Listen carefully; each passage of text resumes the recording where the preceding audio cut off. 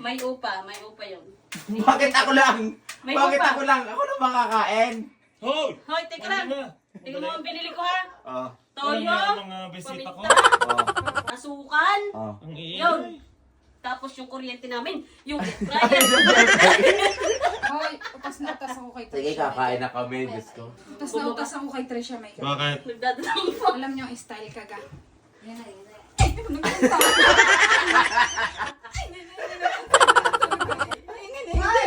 Ganyan ang style. Ang OA niya, taga siya may... Si Trisha may kagabi, lundagan Oo, na. eh. Parang nagawa na habang kami nag-iingay kina Sisi. Shoutout kay Mami! Sa kanya galing tong aming umagahan ngayon. Maganda ang Red Chef guys. Ito nga pala yung lutuan namin from Red Chef.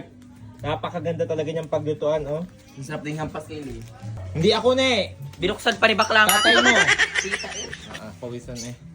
Silingera. Hindi naman siya nagluto. Hindi nga ako. Lenny. Lenny na lang. Yan. Look at the plato. Hindi na plastic. Babasagin lahat. Special kayo eh. Special guy. Thank you so much. Sabi ko, sabi niga yung... Oh, may kape siya. Guys, ano? Menudong manok. Cook by Ga. Nalamon niya ang nilalamon ng isa. Hinimay-himay pa naman.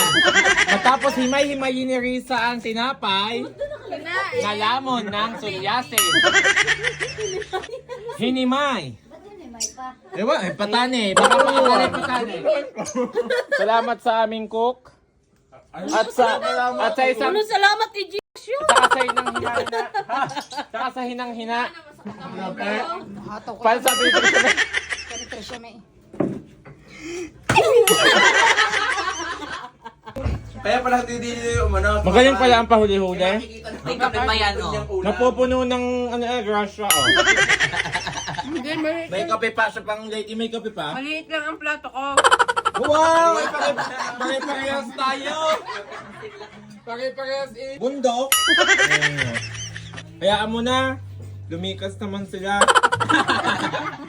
Guys, order na daw kayo ng sitaw. Pwede daw kahit taga Bulacan.